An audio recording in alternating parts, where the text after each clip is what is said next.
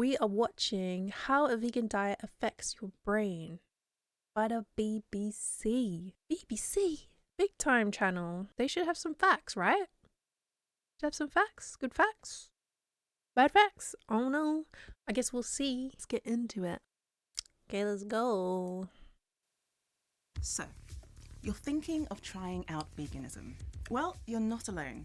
According to a poll, the number of vegans in Britain quadrupled between 2014 and 2016, from 150,000 I was one of to them 600,000. vegans. That was me. I changed that in that period of time.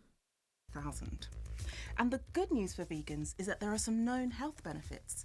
For example, they tend to have lower cholesterol and blood pressure than omnivores, which means that Me too. I recently did a 24-hour test for the blood pressure. I am within the normal ranges all day long. Hopefully that means good things, or good things for me. than omnivores, which means they have a lower risk of heart disease. But what impact can a vegan diet have on the brain?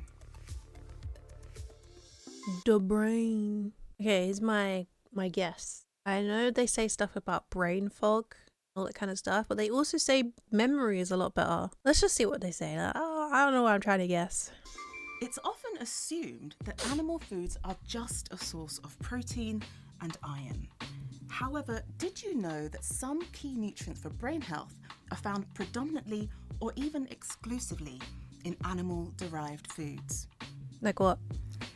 One such nutrient found in fish, meat, poultry, eggs, and dairy products is vitamin B12. You can find it in plants too. You can find B12 in plants too. Or on plants, should I say. On plants. B12 is basically dirt. It's the soil. And as well, animals that are in factory farms, they get supplemented with B12 because they don't get it as well. So you're kind of eating the meat of a supplemented animal. Vitamin B12 deficiencies can leave such profound marks on the brain that they are visible in brain scans. Wait, hold up. People who are on omnivore diets and carnivore diets can also have B12 deficiency. It's only vegans who really get pushed to take it because we clean our vegetables very, very well. And we don't eat animals that are injected with B12. So what about omnivores and carnivores who have B12 deficiency? Doesn't seem like just a vegan issue here. There are now over 40 individual case reports of babies as young as 2 weeks being hospitalised due to B12 deficiency after being born and exclusively breastfed by strict vegetarian or vegan mothers. With recent surveys indicating that 38% of UK vegans are females aged 16 to 44, it is important. Yeah, boy. We're big time vegans. This is me. I am one of these females. This is me. It is important that vegans and vegetarians, especially those planning pregnancy, are aware of the need to supplement with B12. If you are following a strict vegan diet, it's worth being aware of some of the low-level symptoms of B12 deficiency. Why should you say strict vegan diet? Do they say strict omnivore diet? They say strict carnivore diet? What even is a strict omnivore or vegan or carnivore diet? Like, veganism is veganism. You don't eat meat. You don't eat dairy products. You don't eat stuff that comes from animals. Like, that means every part of veganism is strict. Such as headache, fatigue, poor concentration and brain fog, and wait. Say that again? Such the low-level symptoms are aware of the need to supplement with B12. If you are following a strict vegan diet, it's worth being aware of some of the low-level symptoms of B12 deficiency, such as headache, fatigue, poor concentration and brain fog, and low mood and depression. And although vegans have a lower risk of heart disease, they have a higher risk of the most common type of stroke compared to meat eaters, which is thought, at least in part, to be due to low levels of B12. And now I feel like most vegans get educated by other vegans very quickly to take a B12 supplement. The funny thing is, bad as this sounds, I hate taking supplements. I hate it with a passion. So I don't take supplements for a long period of time, like the tablet form. And I have regular blood tests because I have chronic anemia from I was born with it. I can't fix it. And I get B12 checked. It's perfectly fine every single time within the normal ranges. So if I'm someone who goes months without taking a tablet, I do drink things like Alpro milk, which I know has B12 put inside it. I know loads of different vegan foods also put B12 supplement in the food.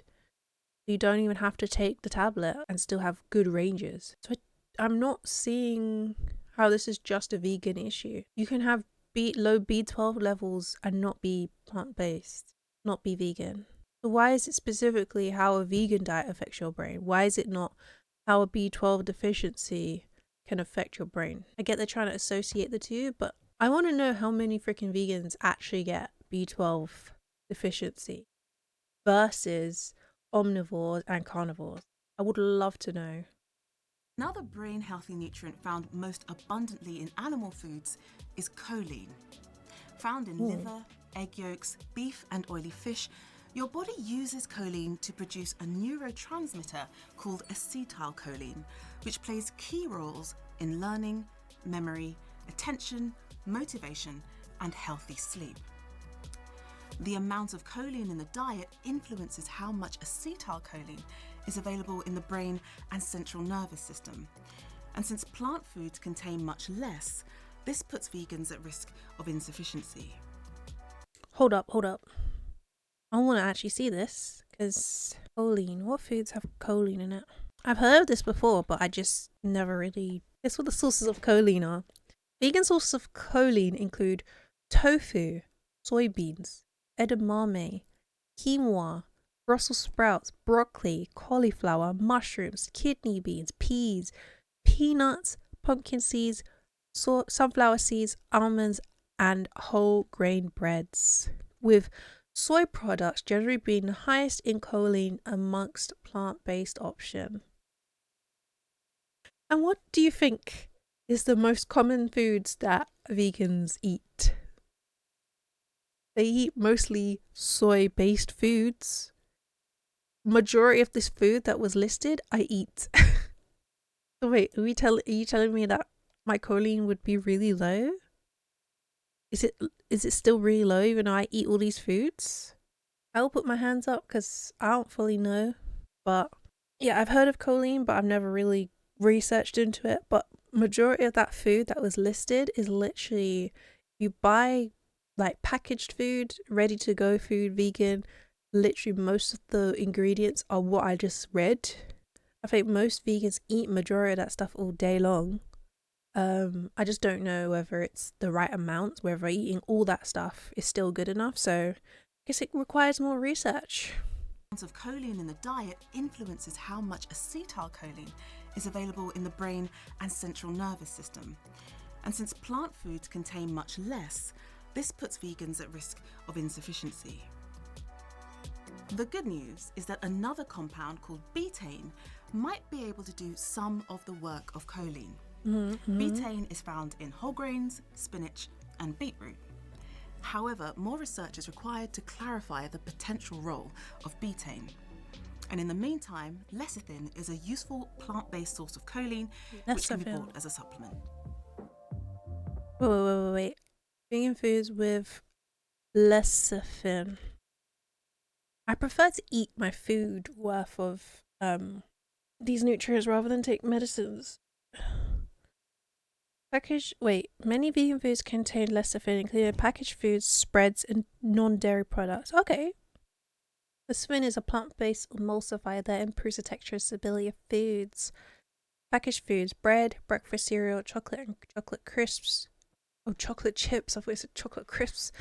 Cookies, crackers, non-stick cooking spray, salad dressings, vegan buttery spreads. Okay. I eat some of that stuff. We should eat junk food vegan stuff. So we can get our learning and memory up. Plant-based source of choline, which can be bought as a supplement. Now, According to the World Health Organization, the single most important preventable cause of brain damage worldwide is iodine deficiency.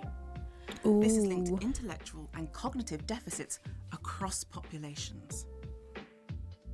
Already got Iodine is a iodine. mineral naturally rich in seaweed, fish, I and love seafood. seaweed. It's also added to animal feed, so our other main dietary sources are dairy, eggs, and outside of the UK, iodized salt. For this reason, a range of studies report that omnivores typically meet or exceed the adequate intake for iodine. However, vegetarians have moderate to low amounts, and vegans hover at around 20 to 30% of the adequate intake. And But what if you're like me and you're obsessed with seaweed and you eat it pretty much nearly every day? Is it readily available? I don't know. What was it called again? I don't even remember what she called it. What was she talking? Iodine. Anyways. of So. course, I can't end without mentioning the omega-3 fats. Cheers. These irreplaceable fats are not just the building blocks of I eat brain those every cells, day. they are also essential for mood regulation, cell signaling, and for switching off inflammation. Unfortunately, hardly anyone, whether they're vegan or not, is eating enough of the food sources of these fats. You know, I remember, where did I think I might have found out in my nutritional course, or I think it was before my nutrition course.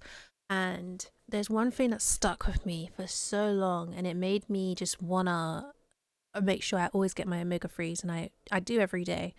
Basically, we as a society, we eat lots of packaged, snacks, crisps, all this kind of stuff, and it's full of omega-6 fatty acids, or whatever it's called. Omega-6 fats. Feels weird to say 6 for some reason. And to be able to be healthy, we need to balance it out by having the same level of omega-3s. So if you eat loads of omega-6 but you don't eat any or barely any omega-3s, you're out of balance. If you also eat loads of omega-3s to match it out, you're balanced. But if you eat a bit less omega-6 and eat more omega-3s, you balance it out. So comes beautiful marriage of omegas. I've just made sure I always make these things incorporated in my diet, and I forget why I did it. I just always like, yeah, that's what I gotta eat. Oily fish. For vegans, an algae-based omega-3 supplement may be helpful. Overall, a well-planned vegan diet can be delicious, nutritious, and environmentally. Oh, I also heard, I haven't fully done the research, but apparently the algae one, someone kept saying, oh, it's not readily available for you to absorb, so it's not good to just eat seaweed or algae or something to get it. That's as well with the B12, I think. So I don't know how good that of a suggestion that is. Environmentally friendly. But the moral of the story is that if you're going to cut out any food group from your regular diet, it's important to first check with a qualified nutritionist to see if there's any nutrient deficiencies that you need to look out for. Yeah, boy. Am I getting in trouble for the music they played in the background? I don't know. Yes. Yes. Okay. I think I honestly thought they were just going to talk about B12 because that's the first thing they mentioned in the video, but they did expand on some other things that could potentially be adding to our brain nonsense. But yeah, I think, some of them make sense to make sure you get them in your diet. And I think if you're eating the stuff that's out there readily available, you're not just eating your veggies. Like, for example, if you're a raw vegan, it's probably a lot harder to get certain. If you're a raw vegan, it's probably a lot harder for you to get certain foods. But I might look into probably eating more seaweed because it seems like seaweed is a win. I do eat seaweed, but it's very hard to get decent seaweed that is freaking delicious, that is affordable. Basically, I don't want to be spending crazy money on freaking seaweed. although it is delicious. Like, why can't it be the same price as like spinach or something? That would be fantastic. I would just be munching, sort out your brain. If you did have some brain fog issues, maybe get a blood test. It doesn't even matter if you're a vegan or not. If you feel like you've got like some sort of brain fog, or you can't focus, or your memory's a bit funny, and it hasn't always been like that for a long period of time, then probably get a blood test. Even if it has been like that for a long period of time, go get a blood test. Go and check, because it might be time. It might be time to go and get like a little checkup, full checkup, see how things are going on the inside. And I think now they send it through to you on the NHS app. If you're from the UK, you get all the information whether something's low or not. One thing that I do in order to let them make sure they give me a blood test is, I remember one time I went in and I was like, I've been a vegan for a very long time and I kind of just want a blood test to make sure everything's okay. And they said yes. Obviously, you could have been vegan for like a week, but it's good to always get a checkup at the beginning, and then a year or a few years later, every year or whatever, if you can get it. Because sometimes doctors are a bit stingy on blood tests. They don't want to give it to you. But when I said that to my doctor, they said, hell yeah, get yourself a blood test. But they don't always want to give it to you. So try and push for it and try and say something along those lines, or say, I've been feeling a bit funny, my brain, I can't sleep properly, can I get a blood test? And then we go from there, kind of thing. Then you're very likely to get a blood test.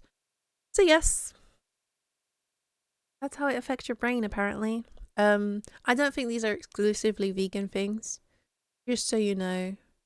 I don't know why they phrased it in that way, but I guess in a way it makes sense to them. They're not really on the vegan vibe. Anyways, thank you guys for watching. I'll see you in the next one. Love and light.